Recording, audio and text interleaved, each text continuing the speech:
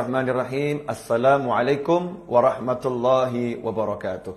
Kaum muslimin dan muslimat yang dimuliakan Allah.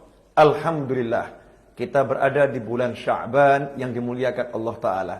Bulan yang terletak di antara Rajab dan Ramadan, yang mana Nabi kita Muhammad sallallahu alaihi wasallam telah menyatakan kepada istri beliau Aisyah radhiyallahu ta'ala anha, ketika Sayyidah Aisyah radhiyallahu ta'ala anha bertanya kepada beliau, mengapa beliau tampak berpuasa lebih banyak di bulan Sya'ban ini dibandingkan bulan-bulan yang lain. Maka Rasul pun bersabda sallallahu alaihi wasallam, "Dzaka syahrun yaghfurun nasu anhu baina Rajabin wa Ramadan, wa huwa syahrun turfa'u fihi al-a'malu ila rabbil alamin, wa uhibbu an yurfa'a 'amali wa ana sha'imun." Bulan Sya'ban adalah bulan yang banyak dilupakan oleh umat manusia. Banyak umat manusia yang merupakan bulan Sya'ban ini, bulan yang diapit oleh dua bulan mulia, yaitu bulan Rajab dan bulan Ramadan. Di bulan Sya'ban inilah amal umat manusia diangkat, dilaporkan kepada Allah Subhanahu wa ta'ala. Dan aku ingin amalku dilaporkan sedangkan aku dalam keadaan berpuasa. Kaum muslimin dan muslimat yang dimuliakan Allah, kita telah berada di bulan Sya'ban. Dan di bulan ini ada satu malam yang sangat mulia, malam yang penuh dengan barakah, malam yang penuh dengan rahmat, malam nisfu Sya'ban.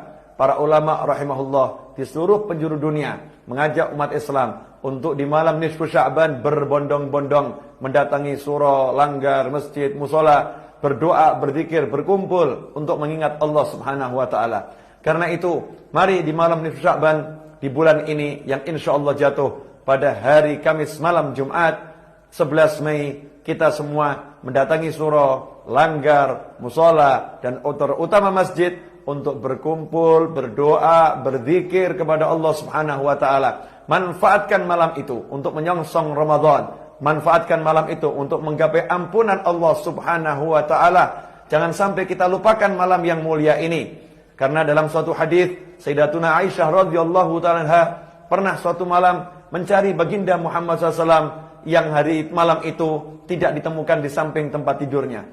Di awal tidur bersama Sayyidatuna Aisyah, kemudian di tengah malam Sayyidatuna Aisyah melihat Rasulullah SAW tidak berada di sisinya. Maka beliau pun mencarinya dan mendapati Nabi Muhammad SAW sedang berada di pemakaman Baqi, pemakaman para sahabat radhiyallahu ta'ala anhum, dan Rasul sedang menengadahkan wajahnya ke langit dan berdoa kepada Allah Subhanahu wa ta'ala.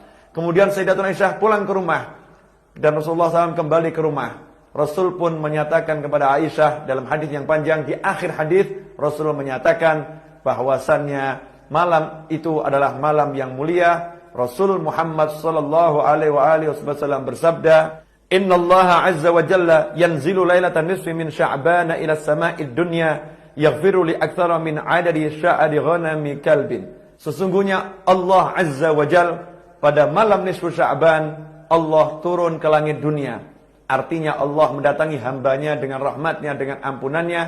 Di situ Allah Subhanahu wa ta'ala di malam itu memberikan ampunan kepada umat manusia sebanyak jumlah bulu domba yang ada di peternakan suku Kalb. Artinya umat Islam di malam itu mendapatkan ampunan yang luar biasa dari Allah Subhanahu wa ta'ala. Maka Rasul pun Muhammad SAW mencontohkan, bahkan beliau ziarah kubur di malam nisfu Sya'ban. Tidak hanya tinggal di rumah, beliau keluar dari rumahnya untuk menziarahi para sahabat radhiyallahu ta'ala anhum. Di malam nisfu Sya'ban, Nabi kita Muhammad SAW menyerukan agar umatnya berdoa kepada Allah Subhanahu wa ta'ala. Dalam suatu hadis Nabi Muhammad SAW bersabda, "Idza kanat lailatul nisfi min Sya'ban faqumu lailaha wa sumu naharaha fa innallaha yanzilu fiha li ghurubi syamsi ila sama'id dunya fa yaqulu ala min mustaghfirin li fa aghfir lah, ala mustarzikun fa arzuqah, ala mubtalan fa u'afiyah, ala kadza hatta yatlu'al fajru." Nabi kita Muhammad SAW bersabda bahwasannya di malam nisfu Sya'ban hendaknya kalian semua malam itu bangun beribadah kepada Allah Ta'ala, dan keesokan harinya di siang harinya berpuasalah kepada Allah Subhanahu wa ta'ala. Karena sesungguhnya Allah ketika terbenamnya matahari di malam nisfu Sya'ban, Allah turun ke langit dunia. Kemudian Allah menawarkan kepada hamba-hambanya, "Adakah di antara kalian yang butuh ampunan? Maka aku akan ampuni. Adakah di antara kalian yang butuh rezeki? Aku akan berikan rezeki. Adakah di antara kalian yang butuh diselamatkan dari sesuatu yang tidak baik yang dia peroleh? Sesuatu yang gak enak yang dia peroleh? Maka aku akan selamatkan dia. Aku akan sembuhkan dia. Apakah ada? Apakah ada? Apakah ada? Terus Allah menawarkan hal itu sampai berakhirnya waktu malam. Sampai terbitnya waktu fajar. Ikhwani rahimakumullah. Tawaran Nabi Muhammad SAW dan seruan beliau ini jangan kita abaikan. Hanya karena alasan hadisnya dhaif, hadisnya kurang kuat. Perlu kita ketahui hadis yang dhaif dalam fadilah amal diserukan oleh para ulama untuk diamalkan. Jika Anda mengikuti para ulama pun mengajak kita mengamalkan hadis dhaif, seruan amal soleh. Maka sudah saatnya mari kita berbondong-bondong mengamalkan hadis ini. Berbondong-bondong ke surau, ke langgar, ke masjid, berdoa bersama, berzikir, mohon kepada Allah Subhanahu wa taala. Kemudian keesokan harinya tepat tanggal 15 Sya'ban berpuasa, puasa sunnah. Kalau Anda tidak percaya dengan puasa sunnah nisfu Sya'ban, maka percayalah bahwa setiap pertengahan bulan kita diperintahkan untuk berpuasa. Sebagaimana disebutkan, hendaknya umat Islam ini berpuasa di Ayyamul Bid, hari-hari putih, yaitu tanggal 13, 14 dan 15. Karena itu jangan sia-siakan apa yang telah ditawarkan oleh Nabi kita Muhammad SAW. Datangi surau, datangi langgar, datangi musalla, datangi masjid, berkumpullah, berdoalah bersama-sama di malam nisfu Sya'ban. Semoga Allah Ta'ala mengampuni kita semua dan menjadikan kita orang-orang yang mendapatkan barakah, sehingga kita mendapatkan barakah bulan Rajab, barakah bulan Sya'ban, dan disampaikan kepada bulan Ramadan dalam keadaan sehat wal afiyah fi taatillah. Mohon maaf, semoga barakah manfaat.